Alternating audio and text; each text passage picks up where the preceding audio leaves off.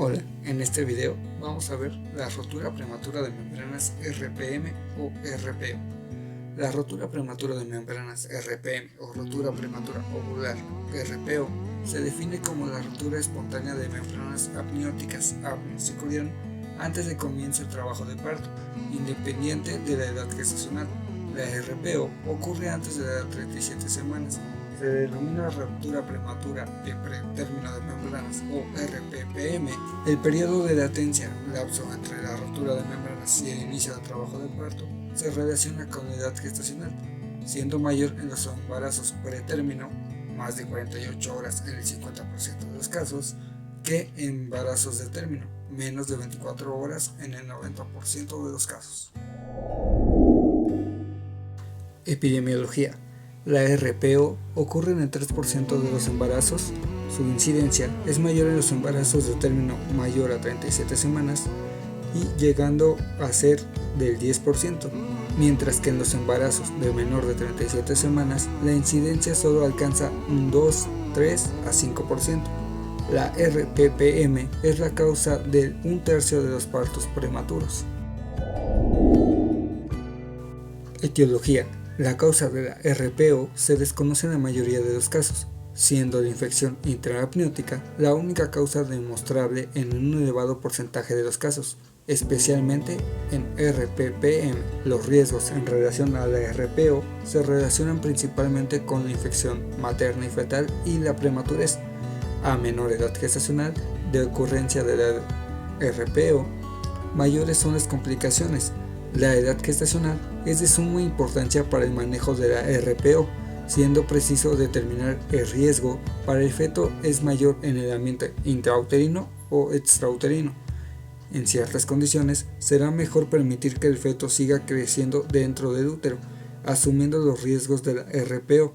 En otros casos es mejor inducir el parto y manejar los riesgos de la prematurez en la unidad neonatológica.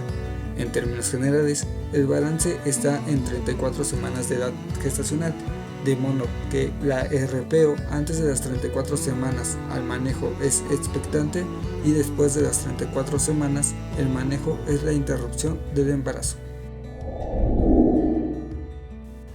Ahora veremos sus manifestaciones clínicas.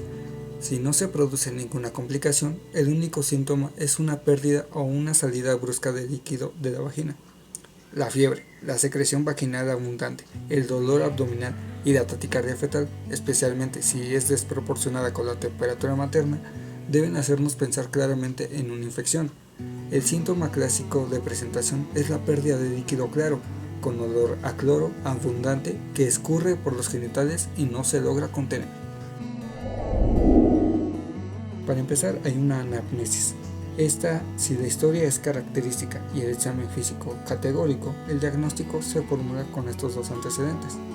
También hay un examen de genitales externos. Puede observarse una cantidad variable de líquido amniótico escurriendo de forma espontánea y luego de una maniobra de Valsalva o después de la movilización de polo fetal que ocupa la pelvis materna. También se encuentra la especuloscopía. Se debe identificar el cuello y observar la salida de líquido amniótico por el orificio cervical externo o OCE. Aparte de verificar la salida de LA, la especuloscopía sirve para determinar si existe dilatación del cuello uterino. Cuando se sospecha de una RPO, se debe evitar el tracto vaginal, ya que la realización de este aumenta el riesgo de invasión microbiana de la cavidad amniótica. La realización del tracto vaginal en RPO disminuye el periodo de latencia promedio de 9 días y aumentando el riesgo de morbilidad por infección y prematurez. Otro test que podemos utilizar es el test de nitracina o pH. Se basa en el viraje del color amarillo a azul que sufre una cinta reactiva de nitracina cuando es expuesta a un pH mayor de 6. El pH vaginal habitual es ácido, un pH de 4.5 a 6, y el líquido amniótico es más alcalino, un pH de 7.1 a 7.3. Se obtiene una muestra del fondo del saco vaginal. Si hay líquido amniótico, la cinta virará a color azul. La sensibilidad del test es cercana al 90% y sus falsos positivos pueden alcanzar el 20%. Falsos positivos: gel para ultrasonido, sangre, leucorrea por vaginosis bacteriana, semen, orina o alcalina o antisépticos alcalinos son algunas de sus causas. También existe un test de cristalización. El contenido de sales, proteínas y mucina presente en el líquido amniótico hace que al secarse las sales cristalicen en forma de hojas de helecho. Se toma una muestra de helea del fondo del saco, no del cuello, y se esparce sobre un portaobjetos. Se deja secar la helea y se observa en microscopio. El test de cristalización tiene una sensibilidad cercana al 90% y falsos positivos del 5%. Falsos positivos puede ser por semen, mucus cervical, sudor, y mientras que el test de cristalización es la prueba de elección para el diagnóstico de una RPO. Otros métodos diagnósticos son la detección de proteínas que normalmente no están presentes en el flujo vaginal, como alfa-feto proteína o alfa-microglobulina 1 placentaria, también conocida como PAMG-1. Esta última ha sido usada con un test rápido disponible comercialmente bajo el nombre de Amsure. Igual que otras enfermedades, se encuentra un diagnóstico diferencial. Aquí podemos encontrar una leucorrea, incontinencia urinaria, tapón mucoso, rotura de la bolsa amniocorial, hidrorrea decidual y una rotura del quiste vaginal. Ahora bien, vamos con el tratamiento.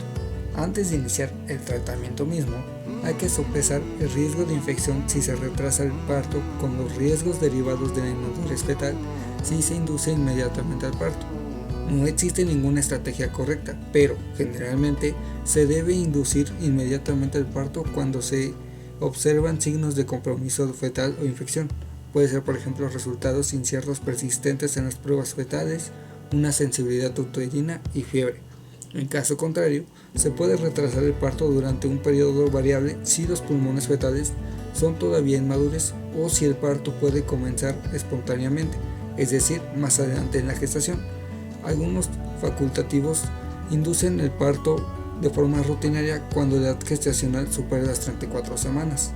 Cuando se opta por mantenerse a la expectativa, la paciente debe guardar reposo en cama y hay que medir la presión arterial y la temperatura 3 o más veces al día. Hay que administrar antibióticos, generalmente son ampicilina e eritromicina, durante 7 días, ya que alargan el periodo de latencia y reducen el riesgo de la sepsis neonatal. Se deben administrar corticosteroides para acelerar la modulación de los pulmones y en las gestaciones de menos de 32 semanas. Su prescripción entre la semana 32 y la semana 34 es más controvertida. Si el parto comienza o continúa antes de los pulmones hayan alcanzado la madurez, se puede administrar sulfato de magnesio u otro tocolito, un fármaco que detiene las contracciones uterinas. El uso de tocolíticos es también el motivo de controversia. Ahora que ya sabemos todo sobre esta enfermedad, lo siguiente es hacer un plan de cuidados de enfermería para nuestra paciente que tenga ruptura prematura de membranas, que en este caso van a ser los siguientes. Nuestro primer place será un place real. Será a base de el dominio 12, que es confort, clase 1, dolor físico, una etiqueta diagnóstica de dolor agudo con un código de 00132, un factor relacionado a agentes físicos y unas características definitorias como comunicación verbal de los descriptores del dolor, una máscara facial de dolor e informes verbales de dolor. La definición de nuestra etiqueta diagnóstica es experiencia sensitiva y emocional desagradable ocasional por una lesión tisular real o potencial o descrita en tales términos. Un inicio súbito o lento de cualquier intensidad de leve a severa con un final anticipado o preversible de una duración menor de 6 meses. Nuestro planteamiento diagnóstico será dolor agudo relacionado con agentes físicos, manifestado por comunicación verbal de los descriptores de dolor, máscara facial de dolor e informes verbales de dolor. Para nuestro resultado NOC vamos a utilizar el control del dolor con su código 1605. Los indicadores serán los siguientes: reconoce el comienzo del dolor, reconoce factores causales del dolor y refiere cambios en los síntomas personal sanitario.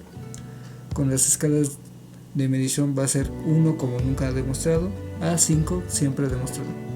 Nuestra puntuación diana va a ser una evaluación inicial de 3, una evaluación esperada de 4 y una evaluación absoluta de 4, que siempre lo vamos a mantener en 3 y elevar a 4 en el caso de reconocer el conocimiento de dolor. Para el reconocimiento de factores causales, nuestra evaluación inicial va a ser de 2, nuestro valor esperado va a ser de 5 y un absoluto de 5. Lo vamos a mantener en 2 y elevar a 5. Para lo que se refiere a cambios en los síntomas al personal sanitario, vamos a iniciar con una evaluación inicial de 4, una respuesta esperada de 5 y una respuesta absoluta de 5, manteniéndolo de 4 a 5. Continuando con nuestro place real, el siguiente resultado va a ser refiere síntomas incontrolables al profesional sanitario. Recordemos que la escala de emisión es de 1 nunca demostrado a 5 siempre demostrado. Una evaluación inicial de 4, un resultado esperado de 5 y un resultado absoluto de 5. Obviamente esto hay que mantenerlo a 4 y elevar a 5. Ahora bien, para las intervenciones NIC se va a utilizar la etiqueta manejo del dolor con su código 1400. Las actividades a realizar. Las actividades serán realizar una evaluación exhaustiva del dolor que incluya localización, características, aparición, duración, frecuencia, calidad, intensidad o gravedad del dolor y factores desencadenantes. Observar signos verbales de molestias, especialmente en pacientes que no puedan comunicarse eficazmente. Asegurarse de que el paciente reciba los cuidados analgésicos correspondientes. Explorar con el paciente los factores que alivian o empeoran el dolor. Evaluar con un paciente y el equipo de cuidados la eficacia de las medidas pasadas de control de dolor que se hayan utilizado. Ayudar al paciente y a la familia a obtener y proporcionar apoyo. Determinar frecuentemente necesaria la realización de una valoración en comodidad del paciente y poner en práctica el plan de seguimiento. Proporcionar información acerca del dolor como las causas del dolor, el tiempo que puede durar, las incomodidades que se esperan debido a los procedimientos. Controlar los factores ambientales, disminuir o eliminar los factores que precipiten o aumenten la experiencia del dolor. Seleccionar y desarrollar aquellas medidas, ya sean farmacológicas, no farmacológicas e interpersonales, que faciliten el alivio del dolor según corresponda. Enseñar los principios de manejo del dolor. Considerar el tipo y la fuente del dolor, seleccionar una estrategia de alivio del mismo. Y obviamente, nunca hay que olvidarlo, animar al paciente a vigilar su propio dolor e intervenir en consecuencia. Ahora, para nuestro siguiente place, este será un place de riesgo. En este caso encontramos el dominio 4, que es actividad de reposo, con la clase 4, respuestas cardiovasculares respiratorias.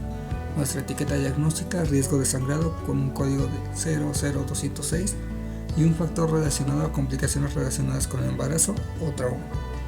La definición de la etiqueta diagnóstica es riesgo de disminución de volumen de sangre que puede comprometer la salud. Y nuestro planteamiento diagnóstico será riesgo de sangrado relacionado con complicaciones relacionadas con el embarazo o trauma. Nuestros resultados vamos a utilizar el control de riesgo con un código de 1902. Sus indicadores serán: busca información actual sobre riesgos para la salud, identifica los factores de riesgo y reconoce los factores de riesgo personales. La escala de medición va a ser 1 nunca demostrado y 5 siempre demostrado. Una evaluación inicial lo vamos a tener en 3, un resultado esperado de 4 y un resultado absoluto de 4. Obviamente hay que mantener en 3 y elevar a 4. Esto es para cuando el paciente busque información actual sobre los riesgos para su salud. En el caso de identificación de factores de riesgo, tenemos una evaluación inicial de 2 y un resultado esperado de 4, un resultado absoluto de 5. Mantener el resultado en 2 y elevar a 4. Mientras que en reconocer los factores de riesgo personales, tenemos una evaluación inicial de 3, un resultado esperado de 5 y un resultado absoluto de 5. En este caso hay que mantenerlo en 3 y elevar a 5. Para la segunda parte de nuestro place de riesgo, vamos a utilizar intervenciones NIC. En este caso van a ser 2. Vamos a utilizar monitorización de los signos vitales con un código 6680 y unas actividades que van a decir lo siguiente: monitorizar la presión arterial, pulso, temperatura y estado respiratorio según corresponda. Monitorizar la presión arterial después de que el paciente tome las medicaciones si es posible. auscultar la presión arterial en ambos brazos y comparar según corresponda, monitorizar la presión arterial, pulso, respiraciones antes, durante y después de la actividad según corresponda, monitorizar y registrar si hay signos y síntomas de hipotermia, monitorizar la presencia y calidad de los pulsos, palpar los pulsos apical y radial al mismo tiempo y anotar diferencias según corresponda, observar si hay un pulso paradójico o si hay un pulso alternate, observar si hay un pinzamiento o aumento de tensión diferencial, el ritmo y frecuencia de los sonidos cardíacos, los tonos cardíacos, monitorizar la frecuencia y el ritmo respiratorio y monitorizar una pulsioximetría completa. También tenemos cuidados de embarazo de alto riesgo. En este caso su etiqueta diagnóstica es 6800 o 6800, con actividades de determinar la presencia de factores de médicos relacionados con malos resultados en el embarazo. En este caso puede ser diabetes, hipertensión, lupus eritematoso, herpes, hepatitis, VIH o epilepsia. Revisar el historial obstétrico para ver si hay factores de riesgo relacionados con el embarazo. Reconocer los factores demográficos y sociales relacionados con malos resultados en el embarazo.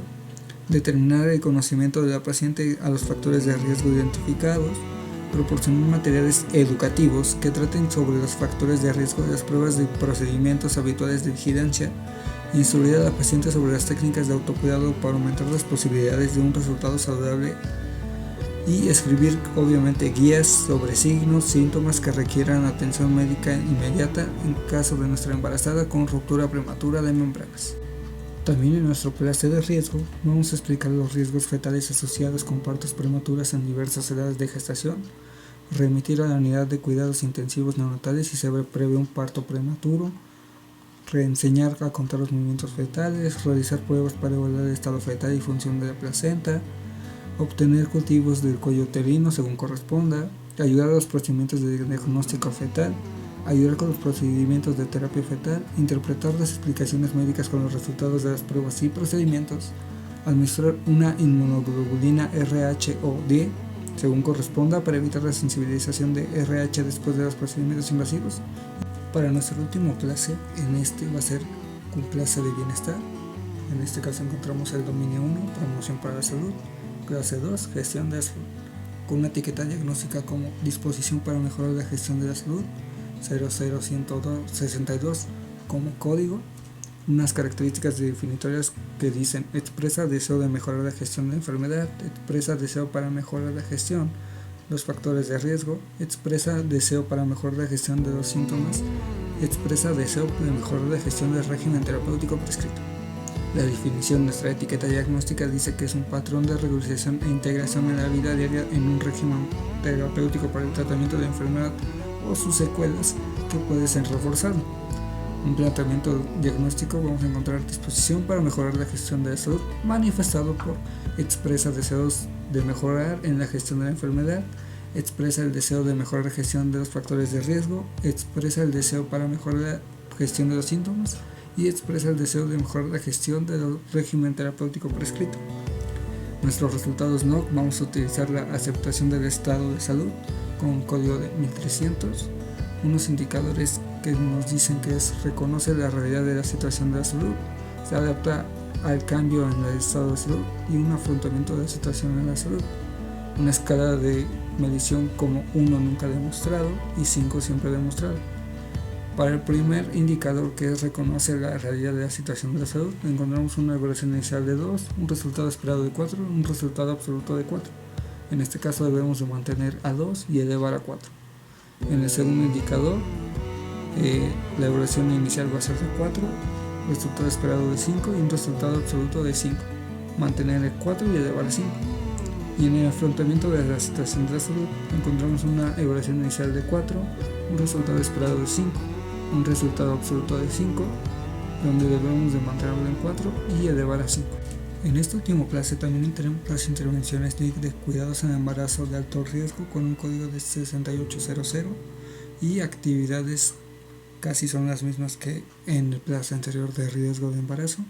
En este caso vamos a determinar la presencia de factores médicos relacionados con malos resultados en el embarazo, o revisar el historial obstétrico por si hay factores de riesgo relacionados en el embarazo, determinar el conocimiento de lo presente de los factores de riesgo identificados, insistir al paciente sobre técnicas de autocuidados para aumentar las posibilidades de un resultado saludable, instruir al paciente sobre técnicas de automonitorización, realizar pruebas para evaluar el estado fetal y la función de la placenta, como prueba de reposo, prueba de estimulación con oxitocina, perfiles biofísicos y pruebas ecográficas, proporcionar orientación anticipatoria de las posibles intervenciones durante el proceso de parto, como la monitorización de fetal electrónica durante el parto, una supresión de las contracciones del parto o una inducción al parto, y también una administración de medicamentos o cuidados en la cesárea. Para finalizar con este video y acabar con todo este PAE de ruptura de prematura de membranas, hay que ver el siguiente caso clínico. Se presenta el caso clínico de paciente que fue referida de ESS Salud 2-ILO el día 17 del 09 del 2021 con los diagnósticos de gestación de 30 semanas y ruptura prematura de membranas, ingresando al servicio de ginecobstetricia a las 22:12 horas, refiriendo pérdida de líquido transvaginal en regular cantidad desde las 9 am del mismo día. Fecha de la última menstruación es 18 de 02 de 2021 y fecha probable de parto el 25 del 11 de 2021. No se presenta carnet de controles y le realizan una ecografía con el diagnóstico gestación de 29 semanas, un día. Se solicitan exámenes de laboratorio a la paciente hospitalizada. El día 22 del 09 de 2021, la paciente refiere las contracciones cada 20 minutos y pérdida de líquido transvaginal en poca cantidad. No presenta mal olor. Las indicaciones médicas son control de funciones vitales, signos de alarma, control de obstétrico, higiene vulvoperianal, antibioterapia, que es 1 gramo de penicilina cada 8 horas EB, y una maduración pulmonar de dexametasona de 6 miligramos cada 2 horas intramuscular. El día 23 del 09 del 21, la paciente refiere pérdida de líquido transvaginal en un poco cantidad, no presenta mal olor, unas funciones vitales dentro de los parámetros normales. Continúan con las mismas indicaciones: antibioterapia de 1 gramo de ampicilina cada 8 horas, se solicita un hemograma y una proteína C reactiva o un PCR, obteniendo como resultados una hemoglobina de 10 gramos por sobre decilitro, leucocitos de 9.31 mil milímetros cúbicos, unos eritrocitos de 3.25 mil milímetros cúbicos y una PCR de 0.235 miligramos por litro. El día 24/09 del 21, la paciente refiere una pérdida de líquido en poca cantidad, no presenta mal olor, funciones vitales dentro de los parámetros normales. Se continúan con las mismas indicaciones: una antibioticoterapia de 2 gramos de ampicilina endovenoso cada 6 horas y una SINA de 90/00 a chorro en 500 mililitros y luego a 48 gotas por minuto, y un efidepino de 10 gramos vía oral cada 20 minutos por 3 dosis. Bien, y hasta aquí con nuestro PAE de ruptura prematura de membranas y con nuestro video. Espero que te haya informado y que hayas aprendido más sobre esta enfermedad. Espero también que te suscribas y dejes tu like. Yo soy Alejandro Jacob, también conocido como Lord Adelsen, y nos vemos en el siguiente video.